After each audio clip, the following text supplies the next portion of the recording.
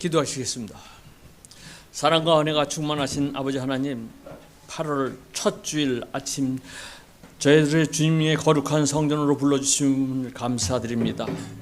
무더운 여름 속에서도 저희들을 보호하여 주시고 삶의 모든 순간순간을 주님의 선하신 손길로 인도하여 주심을 감사드립니다. 오늘 드리는 예배 가운데서 성령께서 우리 마음의 곁을 지켜주시고 우리의 마음을 열어주셔서 신령과 진정으로 드리는 예배가 되게 주님이 인도하여 주시옵소서. 대한민국을 세워주시고 건국초부터 함께 하시는 아버지 하나님, 이 나라 대한민국을 주님 다스려 주시기를 기도합니다. 지도자들에게 바른 지혜와 양심을 주셔서 하나님의 정의와 공의가 강물처럼 흐르게 하여 주시고 불의와 거짓이 물러나고 주님의 진리가 드러나는 이 나라가 되게 주님이 인도하여 주시옵소서. 하나님 뜻 가운데서 이곳 화도 드림교회를 세워주셨습니다. 우리 화도 드림교회를 속한 각 지체들을 서로 돕고 주님의 사랑 안에서 함께 성장하게 하시고 교회를 통해서 마음에 지친 자에게 주님의 위로와 육신이 연약한 자에게 주님의 치유의 손길을 내려주셔서 또한 삶의 방향을 잃은 자에게 방향을 제시하여 주시는 화도 드림교회가 되게 주님 인도하여 주시옵소서. 오늘 14일부터 16일까지 전교인 여름 수련회를 계획 중에 있습니다. 수련회 시간을 통해서 말씀과 찬양과 기도로 예수님을 만나게 해주시고 믿음의 확신을 갖는 시간이 되기를 원합니다. 수련회 시작하는 출발 시간부터 마치고 돌아오는 시간까지 주님이 항상 동행하여 주셔서 차량의 안전 운행과 모두의 건강을 지켜주시옵기만을 기도합니다. 예배를 위하여 헌신하고 봉사하는 손길들이 주님께 하듯 기쁨으로 감당하게 하시고 주님의 은혜와 축복이 그들의 삶에서 넘치게 하여 주시옵소서. 말씀을 전하시는 목사님과 함께 하셔서 목사님의 입술을 통해서 선포되는 말씀을 듣는 우리 모두가 마음의 문을 열고 주님의 말씀을 받아들이게 하여 주시고 그 말씀을 통해서 우리의 삶이 더욱더 성장하고 신앙이 성숙해지는 시간이 되게 주님이 인도하여 주시옵소서. 알파와 오메가가 되시는 아버지 하나님, 처음 시간부터 마치는 시간까지 주님 홀로 영광 받아 주시옵기만을 예수님 이름 받들어서 기도했습니다.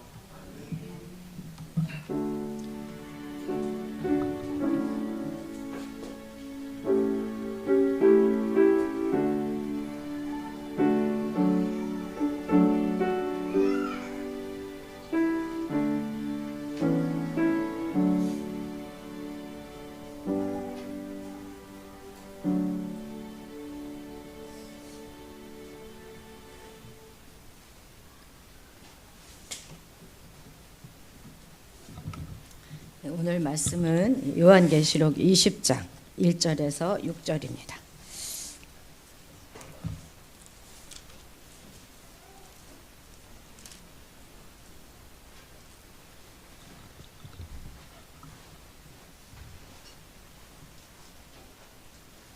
(20장) 1절에서 6절까지 한 목소리로 읽겠습니다.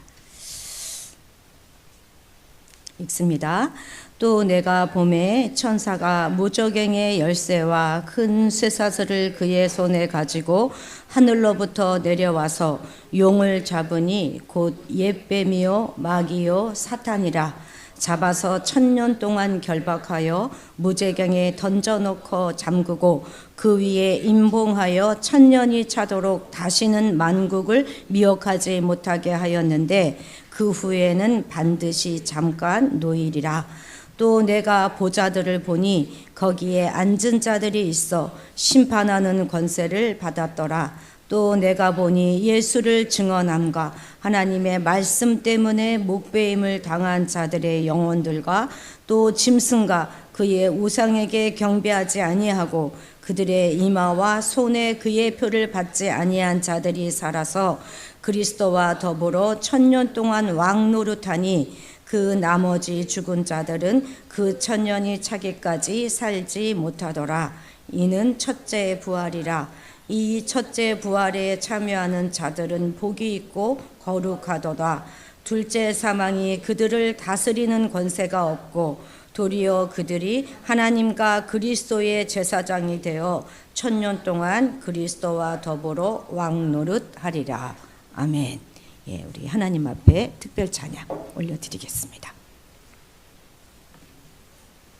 자, 오늘 우리가 살펴보려고 하는 이 20장은 요한계시록 전체 구조 중에서 바로 여기 예수 그리스도의 승리 이 부분에 속할 그런 부분입니다.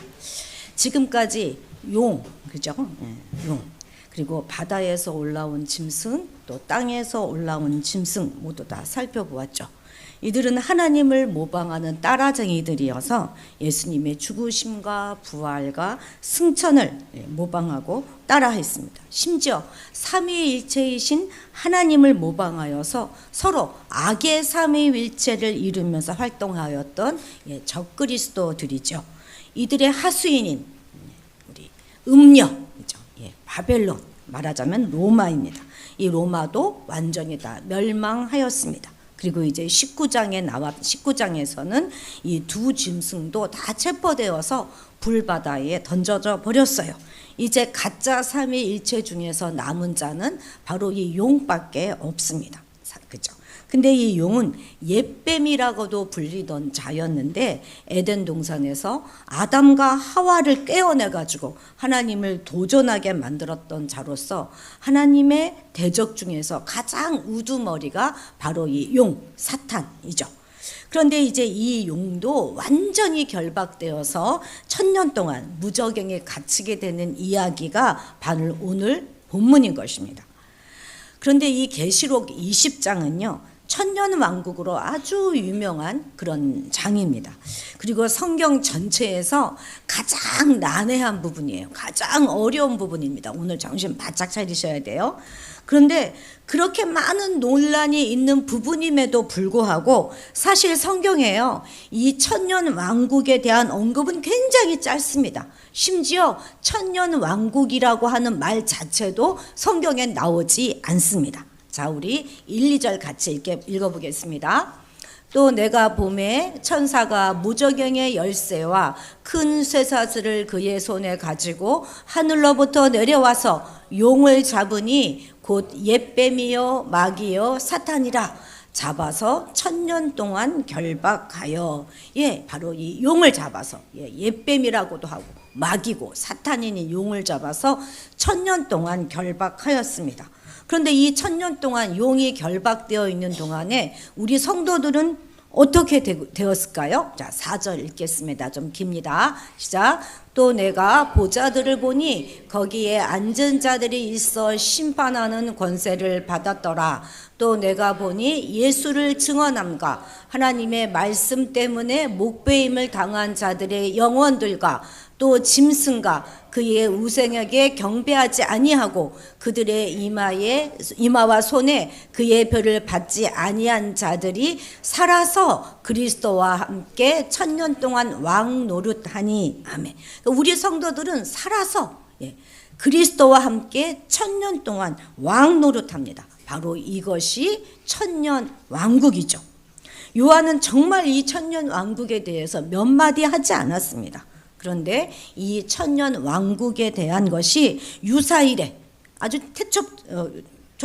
초대교회부터 시작해서 기독교 안에서 가장 많은 논란을 일으켜왔고 그리고 그 논쟁은 오늘날까지도 계속되고 있습니다. 아마 여러분들도 아마 들어보셨죠, 그죠?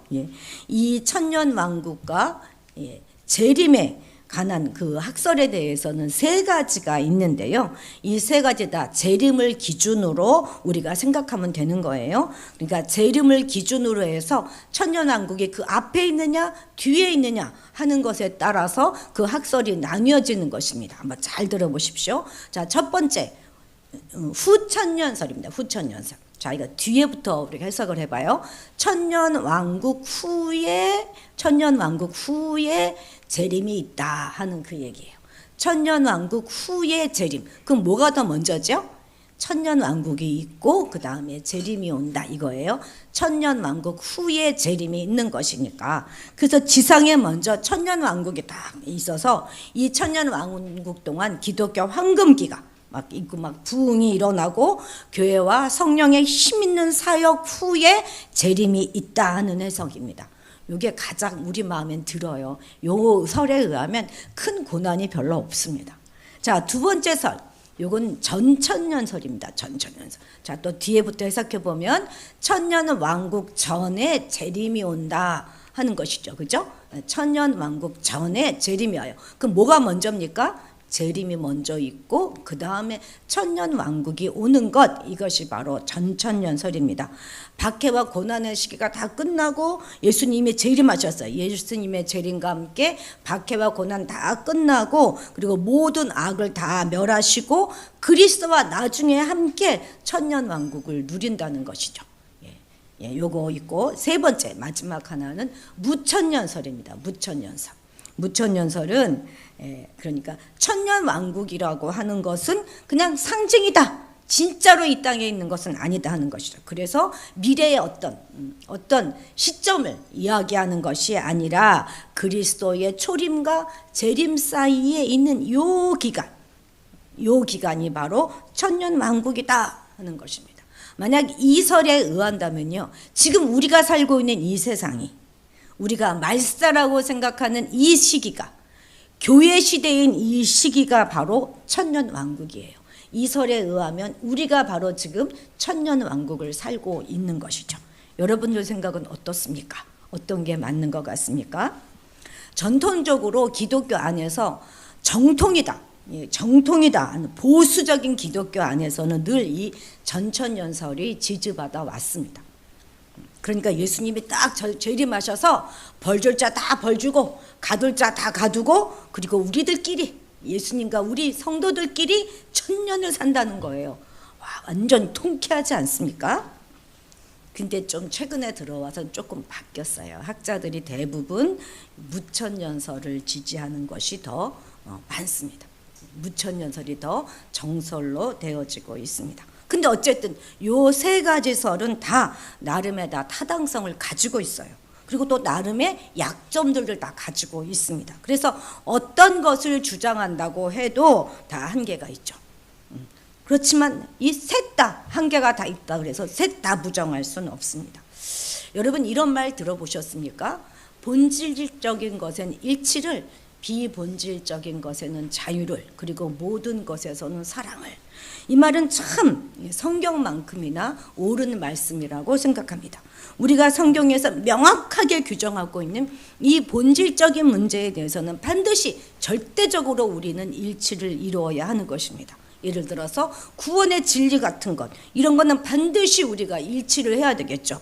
그러나 성경에서 명확하게 규정하지 않고 있는 것에 대해서는 우리가 그것을 비본질적인 것인데, 본질적인 것이면 그렇게 하나님이 명확하게 분명하게 말씀하지 않고 그냥 이렇게 남겨두지 않으시죠. 그 비본질적인 것에서는 우리가 자유를 어느 정도 관용과 용납하고 포용해야 한다, 그런 이야기인 것입니다. 비본질적이다 하는 것은 견해가 다르다는 거예요. 틀렸다는 것이 아니라 우리가 사소한 것에 목숨을 걸 필요가 없지 않겠습니까? 재림에 관한 것, 이것이 바로 비본질적인 것이에요. 우리가 어떤 견해를 지지하든지 간에 전천년설이든 후천년설이든 무천년설이든 하나님은 하나님의 섭리대로 이루어 갈 것입니다. 그때 가서 말세에 대해서 우리가 견해가 좀 틀렸다고 해서 그것이 뭐가 문제가 되겠습니까? 주님을 영접하고 바른 진리대로 살았던 자들은, 본질을 따라 살았던 자들은 구원받는 것이고, 그렇지 않은 자들, 그래서 세상과 타협하고 짐승을 따랐던 자들은 심판받는 것입니다. 우리가 그때가 언제인가? 그것은 비본질이에요. 그것보다는 그렇다면 그때 우리는 어떻게 살 것인가 하는 그것이 바로 본질적인 것입니다. 바로 그것이 본질이에요. 그래서 누군가가 나와 견해가 조금 다르다고 해서 함부로 이단이다 이렇게 정죄해서는 안 되는 것입니다. 열린 마음을 가지고 그리스도의 재림이나 또 뭐 천년왕국을 부정하지 않는다면, 그것이 없어 이렇게 말하지 않는다면 결코 이단이라고 해서는 안 될 것입니다. 이것은 난해한 구절은 아무렇게나 해석해도 된다, 이런 말은 결코 아닙니다. 단지 비밀처럼 숨겨져 있는 그 말씀은 인간이 그것을 해석할 때 불완전할 수밖에 없다 하는 것을 우리가 인정하는 것이죠. 그런데 어쨌든 우리도 이 세 가지 설 중에서 하나를 택해야 하지 않겠습니까? 어떤 설을 기반으로 우리가 받아들여야 될까요? 여러분들도 아마 저 권 목사는 어떤 설을 지지할까 궁금하시겠죠? 저는 이 가운데서 무천연설을 받아들입니다. 요즘 이것이 또 많이 또 이렇게 이야기해지고 있습니다. 왜냐하면 우리는 계시록에 나오는 모든 것들을 지금껏 다 상징으로 받아들였어요. 그렇죠? 그래서 음료도 짐승도 그 모든 것을 그냥 문자적으로 해석하지 않았습니다. 특히 숫자에 있어서는 전부 상징으로 해석했는데 갑자기 이 부분에 와서 여기서 천년을 문자적으로 해석한다면 해석의 일관성이 없게 되는 것이겠죠.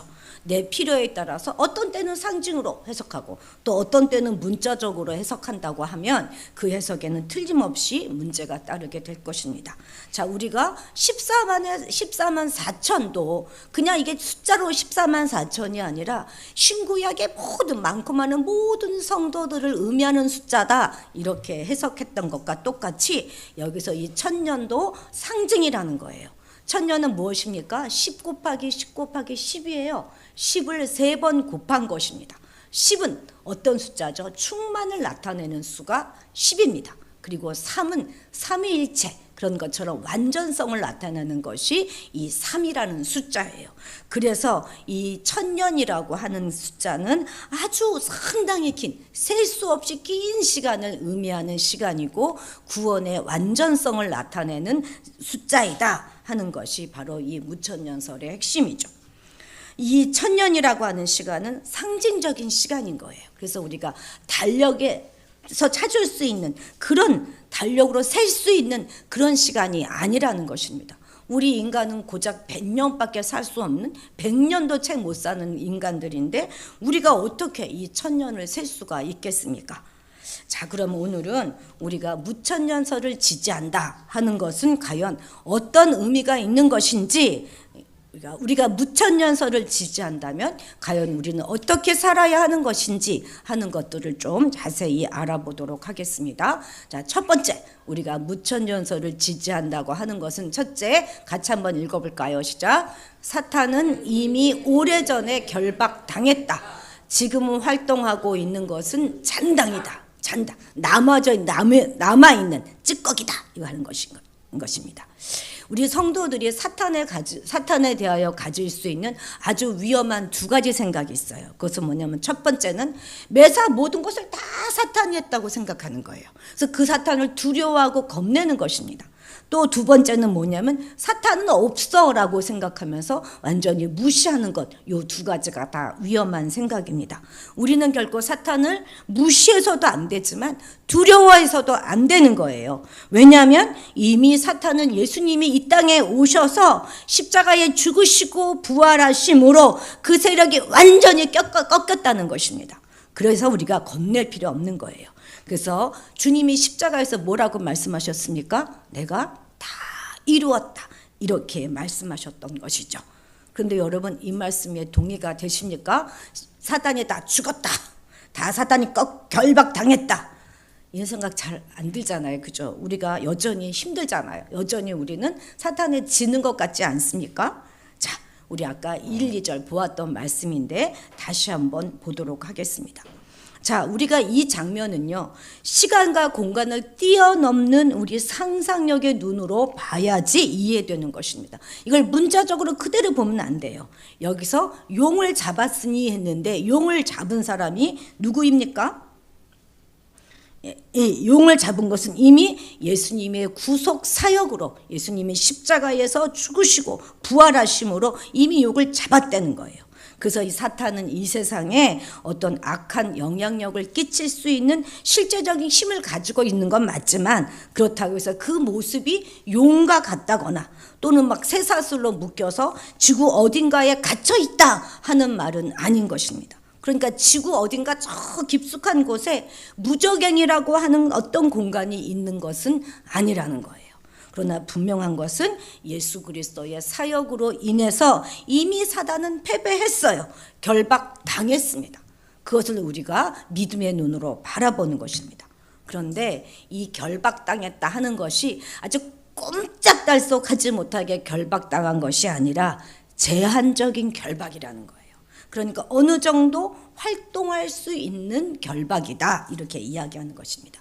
이것은 마치 뭐와 같으냐면요, 끈에 묶여 있는 사나운 이 개와 같습니다. 분명 끈에 묶여 있어요. 결박당해 있어요. 통제받고 있습니다. 그런데 끈 길이만큼은 움직일 수 있잖아요, 그죠? 그래서 아무리 묶여 있어도 너무 가까이 가면 공격당하게 됩니다. 그래서 멀리 돌아가야 되고 아주 조심해야 하는 것과 똑같은 이치인 것입니다. 사탄은 이제 곧 멸망을 눈앞에 두고 있는 것입니다. 다르게 표현한다면 이 세상에 대한 사탄의 영향력은 예수님이 재림하실 그때까지 연장될 뿐입니다. 그러니까 이미 하나님의 나라가 도래했지만 성취되지 않은 것처럼 사단 역시 이미 패배했지만 아직 멸망당하지 않은 것이죠. 창세기 3장 15절 우리 함께 읽어볼까요? 시작. 내가 너로 여자와 원수가 되게 하고 내 후손도 여자의 후손과 되게 하리니 여자의 후손은 내 머리를 상하게 할 것이요 너는 그의 발꿈치를 상하게 할 것이니라 하고, 여기서 여자의 후손이 누구를 말하는 것입니까? 바로 예수님을 말하는 것이죠. 예수님이 이미 사단의 머리를 상하게 했습니다. 마귀는 머리가 깨졌어요. 그런데 지금 안 다친 척하고 있는 것입니다. 주님이 이미 이긴 싸움이라는 것 우리는 반드시 기억해야 하겠습니다. 이긴 싸움인데 지금 잔당들, 쪼무레기들이 조금 남아있을 뿐입니다.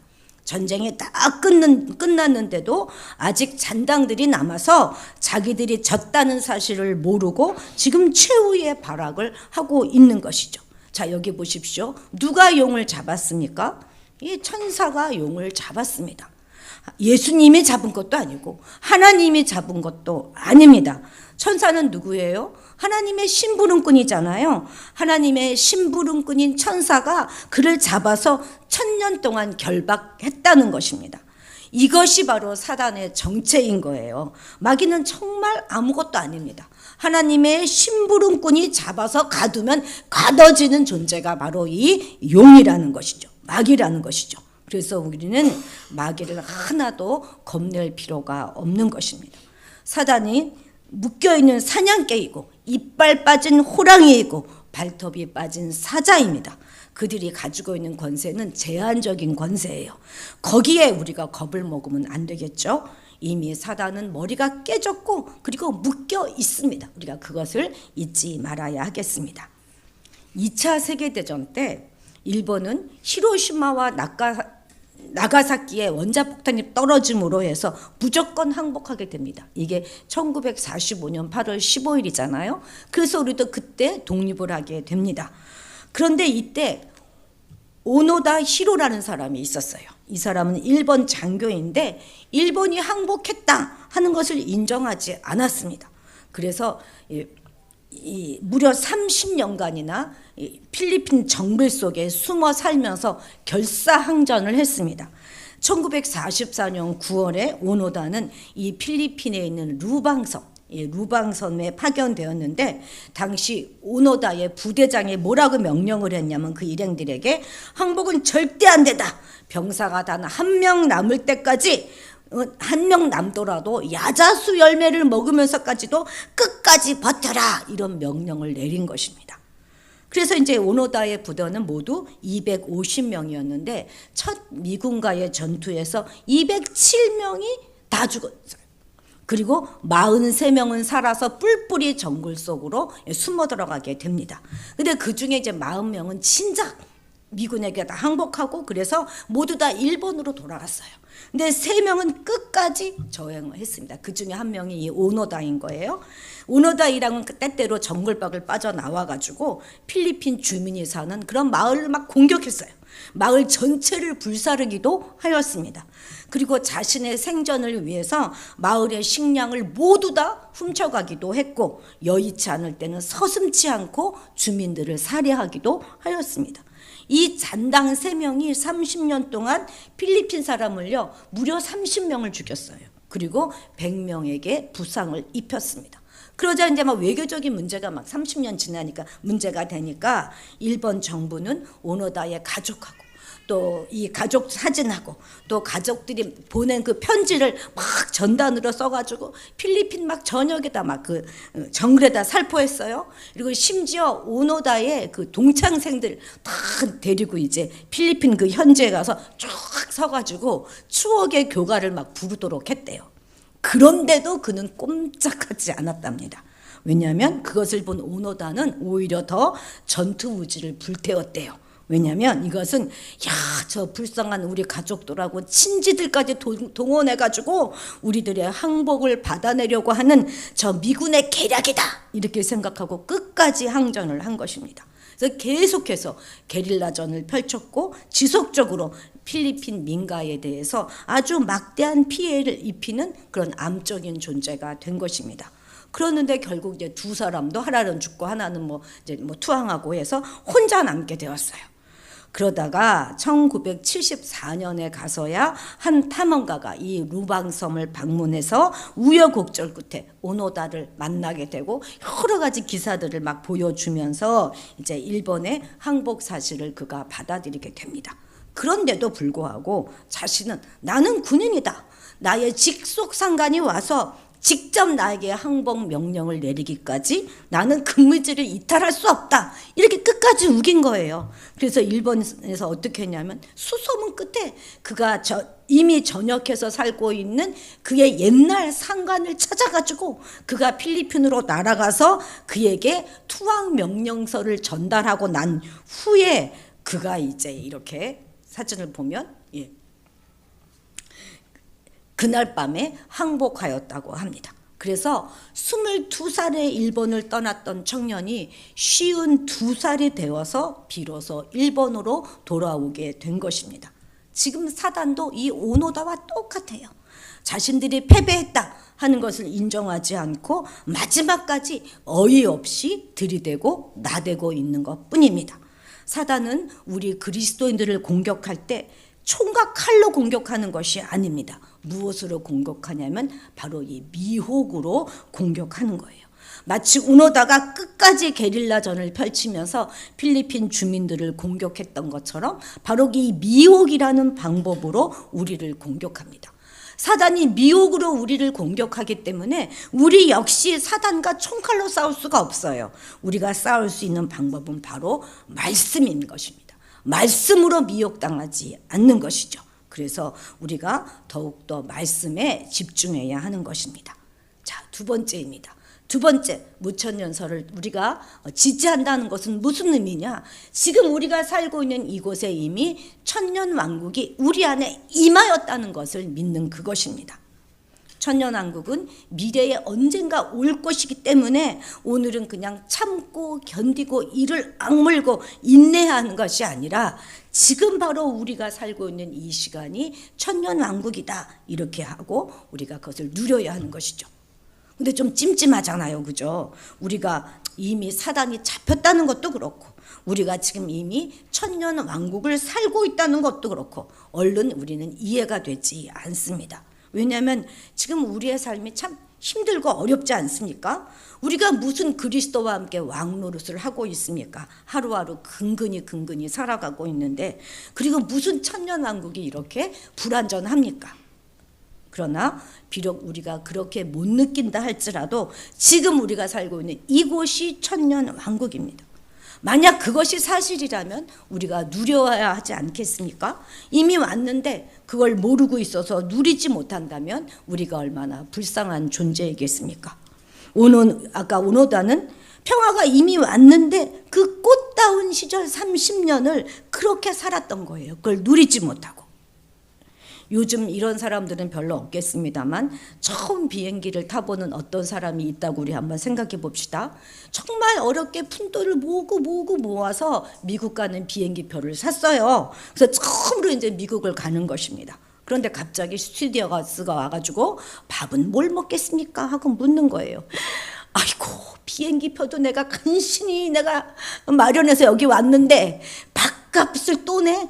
그러니까 이제 밥값을 또 내야 되는 줄 알고 내릴 때까지 아무것도 안 먹고 생으로 굶고 있었는데 내릴 때가 다 돼서야 어머야, 그 비행기 표값에 밥값이 포함되어 있다, 이미 밥값이 지불된 것이다 하는 것을 알았다면 얼마나 억울하겠습니까? 우리에게 이미 승리가 주어졌는데 그걸 모르고 패잔병처럼 살아서야 되겠습니까? 복음서를 보면 이미 사탄이 힘을 잃었고 결박당하였고 이미 이 땅에 하나님의 나라가 임하였다 하는 말씀을 정말 여러 군데에서 말씀하고 있습니다. 우리 그 중에 하나 마태복음만 한번 살펴보도록 하겠습니다. 마태복음 12장 28절 읽겠습니다. 그러나 내가 하나님의 성령을 힘입어 귀신을 쫓아내는 것이면 하나님의 나라가 이미 너희에게 임하였느니라. 아멘. 이거 하나 주님의 직접 하신 말씀이에요. 직접 하신 말씀인데 하나님의 나라가 이미 우리에게 임하였다. 이렇게 분명히 주님은 말씀하고 계십니다. 자, 오늘 본문 3절 같이 읽어봅시다. 무저갱에 던져 넣어 잠그고 그 위에 임봉하여 천년이 차도록 다시는 만국을 미혹하지 못하도록 하였는데 그 후에 반드시 잠깐 놓이리라. 아멘. 그렇습니다. 천년이 차니까 긴 시간이 지나니까 그래서 사단은 잠시 놓이게 될 것입니다. 왜 이들이 놓이게 될까요? 끝까지 그냥 거기다 가둬놓지.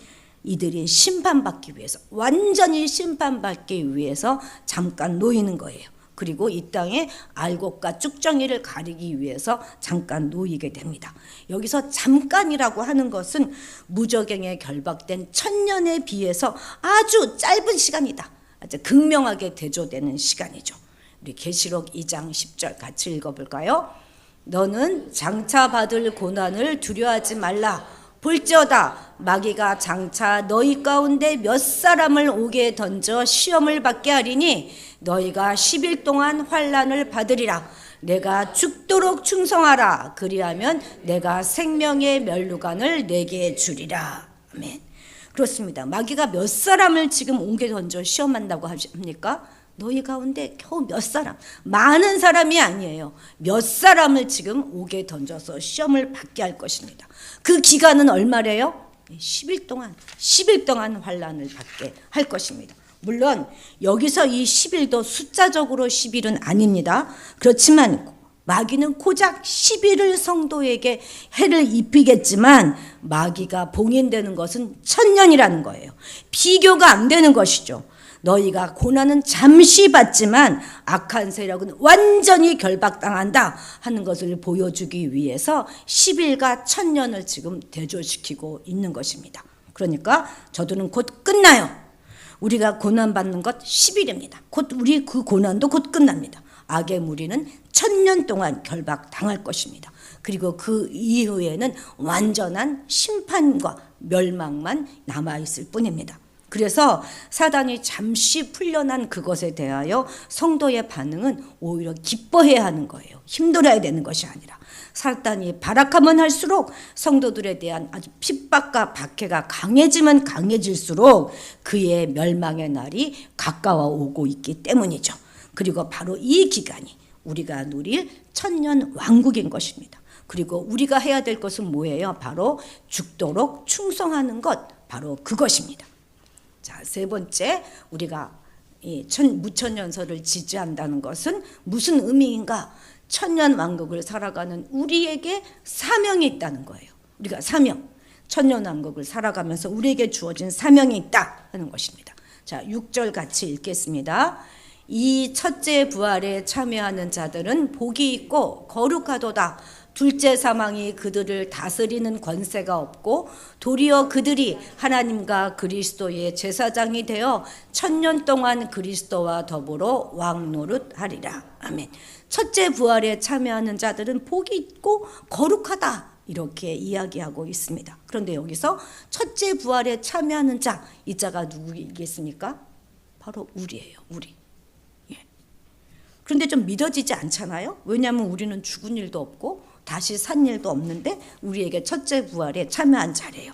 그런데 이것은 그냥 실제적으로 죽었다 살은 것을 얘기하는 것이 아니라 영적인 부활을 의미하는 것입니다. 우리가 예수님을 영접함으로 우리의 옛사람은 죽었잖아요. 그리고 그리스도와 함께 새 사람이 되었잖아요. 그것이 바로 첫째 부활인 것입니다. 그렇기 때문에 우리는 영적으로 보면 첫 번째 부활을 한 사람들입니다. 그런 우리들에게는 육체적인 죽음이다. 첫 번째 사망은 올 것이에요. 그렇죠?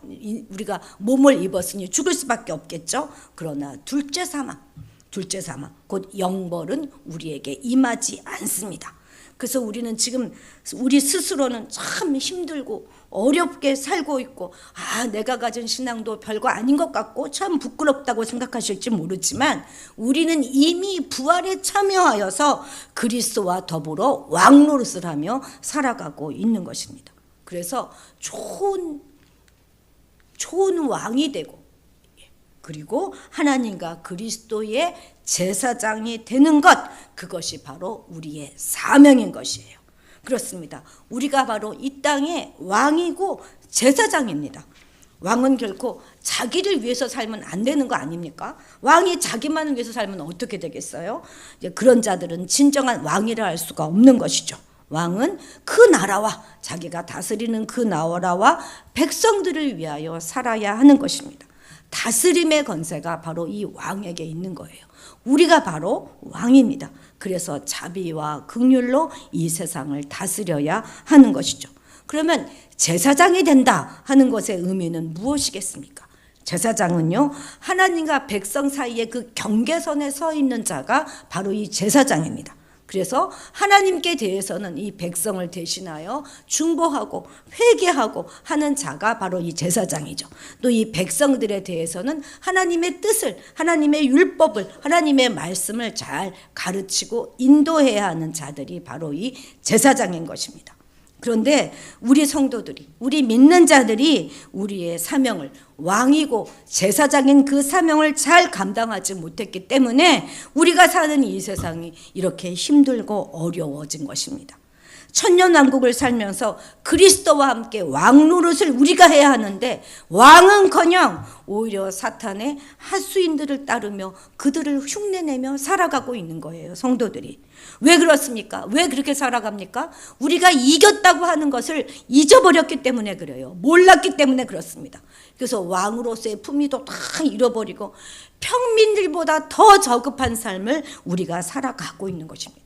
입에 붙은 말들도 그렇고 하는 행동도 그렇고 얼마나 초라한지 모르겠어요. 얼마나 저급한지 모르겠습니다.